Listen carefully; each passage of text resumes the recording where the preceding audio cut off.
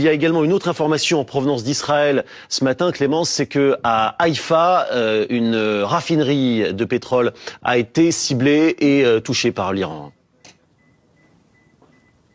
Et le problème de cette raffinerie, on s'y est rendu il y a quelques jours avec Mathieu Le Peignet, c'est que c'est la plus grande raffinerie de pétrole du pays, dans le grand port de Haïfa. Elle est en plein milieu d'habitations. Il y a plein d'habitations tout autour.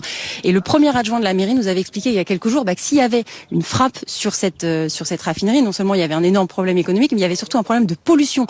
Au-delà de la frappe qui pouvait faire des blessés, parce que c'était du pétrole et des produits chimiques dans ce grand complexe, en plein milieu de la troisième ville du pays. Donc forcément, il y avait des mesures très restrictives. Par exemple, les cuves n'étaient jamais pleines mais tournaient à flux tendu pour les entreprises pour éviter un énorme incendie. Là, on voit qu'il y a eu a priori un incendie dans une frappe. On ne sait pas si c'est une frappe directe ou si c'est un shrapnel, un débris qui serait tombé dessus. On va vous tenir au courant, on va aller regarder. Mais c'est vrai que les centrales électriques, les raffineries sont évidemment protégées, font l'objet d'une attention particulière. Mais eh bien, vous voyez, elles ont été frappées après cette centrale, après ce complexe industriel de Beersheba dans le sud du pays. C'est donc cette fois-ci le nord qui est touché dans cette alarme globale générale, vous l'entendez.